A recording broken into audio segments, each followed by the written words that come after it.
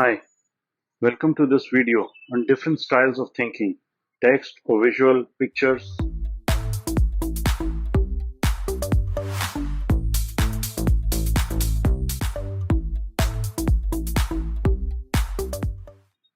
Hi, I'm Gauram at the Garden Talk Club. Yes, this video is about how you should be thinking about our different styles of thinking. Some people say that thought takes place in images. Some people say in words. But our mental processes are more mysterious than we realize. Right? You are sometimes empty-headed, say when I realized I was empty-headed. Let me give you an example. I was in college, the say, finance class, and we were in sunny seminar room discussing X or possibly Y. I raised my hand to say something and suddenly realized that I had no idea what I planned to say. For a moment, I panicked, right? When the profs called on me, I opened my mouth and words emerged. Where had they come from? Evidently, I had a thought that was why I raised my hand, but I hadn't known what the thought would be until I spoke it. How weird was that? Later, describing the moment to a friend, I recalled how you would heard a lot many times. X says to Y, "What are you thinking?" X would just shrug and say nothing. A response that irritated Y to no end. How can he be thinking about nothing? Y'd ask me, right? Whenever I speak, ideas condense out of mental cloud. It is happening even then as I talk with my friend. I was articulating the thoughts that have been unspecified yet present in my mind. I'm scarcely alone in having a mental style believing I do. Ask someone how she thinks, and you might learn that she talks to herself silently, or say visually, or moves through mental space by traversing physical space. I have a friend who thinks during yoga. Another browses and compares mental photographs. I know a scientist friend who plays interiors, Tetris, rearranging proteins in his dream. My friend often wears a similar faraway look, right? Now, when I know that he's rehearsing a complex code thought in his head, running all the lines, he sometimes pronounces the entire code sentence silently before speaking it aloud. In the recent book I was reading, Visual Thinking, The Hidden Gifts of People Who Think in Pictures, Patterns, Abstractions by Temple Grandin, explains that her mind is filled with detailed images which she can pose, combine, and revise with the verve and precision. Grandin has worked designing elements of, say, farm structures. When tasked with estimating the cost of new building, she looks at her plans, compares them in her mind with remembered images of past projects. Just by thinking visually, she can accurately estimate the new building will be twice, three quarters the cost of the one that came before, right? After the pandemic began, she read a lot about how medications can help our bodies fight COVID. As she read, she developed a detailed visual analogy in which body was military base under siege. When she thought about, say, any storm, events in which the immune system becomes overactivated, causing out of control inflammation. She didn't conceptualize the idea in words, not in words. Instead, she writes, I see soldiers in my immune system going berserk. They become confused and start attacking the base and lighting it on fire. Very well thought, right? Reading Grandin's book, I often found myself in similar thoughts, visual. But Grandin easily accesses clear pictorial memories of her childhood, complete with three-dimensional pictures and video. She vividly recalls coasting down an example she gave, snow-covered hills, and can even feel the lift, the dip in the sledge as it bumps down the slope. She effortlessly pictures the dedicated three-strand silk she held between her fingers in the embroidery class in elementary school. If her mind is an IMAX theater, mine is a landmine. We need to understand that. Mine is similar, but these are visual thinking and the other different. In the early 20th century, novels like Ulysses, Mrs. Dalloway, and In Search of Lost Time, asked us how to look inside ourselves at our own minds. Grandin's book similarly directs our attention to what, say, William James called the stream of consciousness, the outgoing flow of thoughts in our head. Our mental life, like bird's life, seem to be made of alternation of flights and perchings. James wrote, his aquatic and avian metaphors have decorous quality. They decline to over-specify what's going on in our mind. Similarly, Garden writing does the opposite, describing with striking concreteness what's happening in her head and possibly yours. Her precise description accentuates differences between minds. In a essay titled "What It Be Like a Bat," the philosopher Thomas Nagel argued that we'd never know because the bat sonar differs so profoundly from human vision as it makes unimaginable. Grandin aren't far apart, but struggle to imagine having a mind as extraordinarily visual as hers. The important thing is visual. At the same time, we have many of the ideas. We both understand cost overruns, cyclotron storms. We arrive by divergent routes at the same destination. How different do our minds really make us? What we should make of our differences?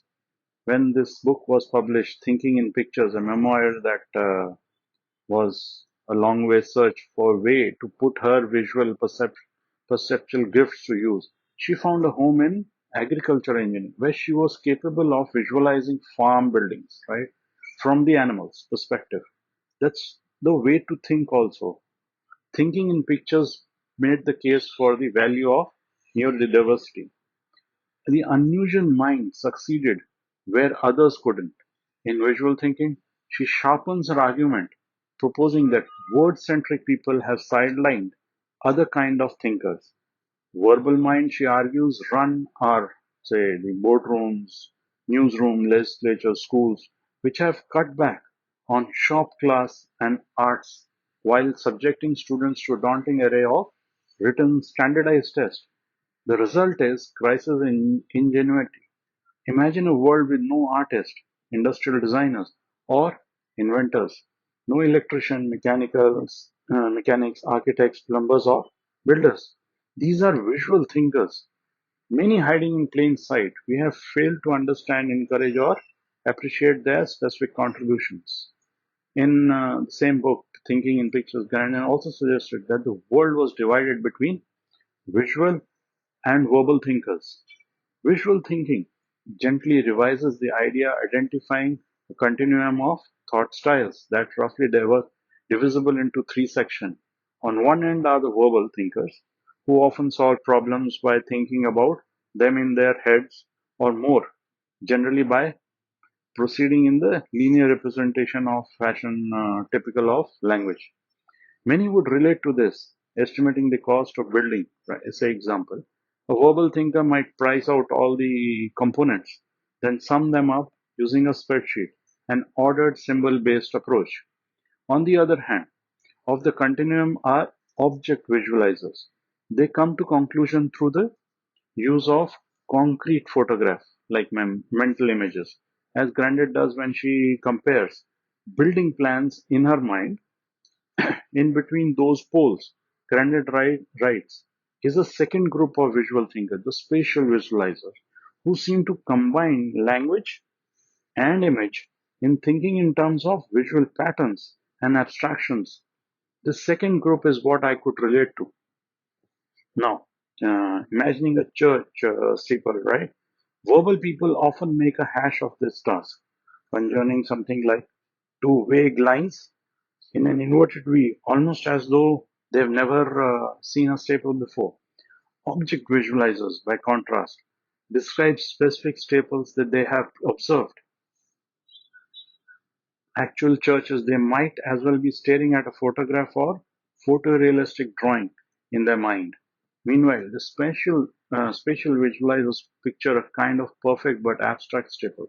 In that is a generic, say, X type of style. They image and they piece together for various churches they have seen. They notice patterns among churches' staples, and they imagine the pattern rather than any particular instance of it. Another example I'll put, we like the idea that there are two kinds of visual thinkers because it helps make sense of the differences between like-minded people. It takes visual skill to engineer a machine and repair it. The engineer and the mechanic are both visual thinkers, yet they differ.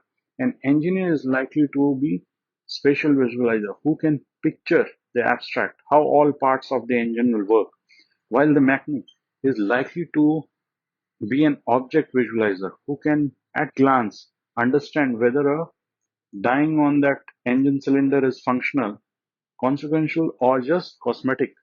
Artists, artisans tend to be more object visualizers. They can picture exactly how this painting should look, how this final show should flow, how this incision should be swung up. Scientists, mathematicians, and electrical engineers tend to be spatial visualizers. They can imagine, in general, how gears will mesh and molecules will interact. That's very important. But I'm quite sure that I'm not a full visual thinker. Grant's book includes experts from Visual Spatial Identifier, a yes or no test designed by psychologist Linda Silverman to divide verbal people from visual ones. Few questions. Do you think mainly in pictures instead of words? Do you know things without being able to explain or how or why? Do you remember what you see and forget what you hear? Very general question. Can you visualize objects from different perspectives? Would you rather read a map than follow verbal directions? Visual people tend to answer yes to most of these. Other tests in the book make it even clearer how much mental distance separates someone like me from someone like Grennan.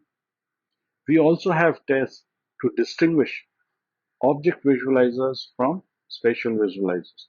In one of them, grain resolution tests, subjects are asked to judge in their minds the relative size and density of different objects. Imagine a pile of grapes, right? Are the grapes bigger than the spaces between the strings on a tennis racket? How? When you take this test, you can clearly see in your mind the grapes being squashed because they were too big to fit through these spaces between the racket strings. That was the starting. One conclusion that the grapes were bigger, but another person's mind, it isn't clear eyed through the picture the grapes actually being squashed.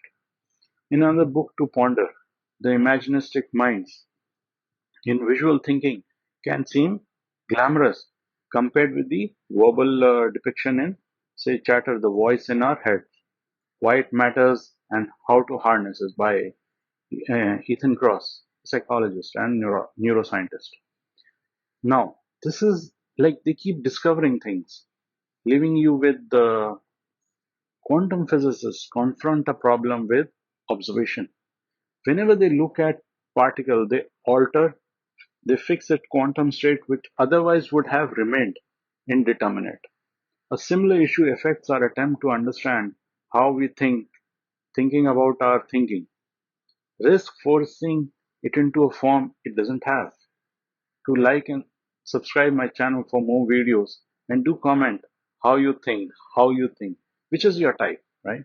Thank you.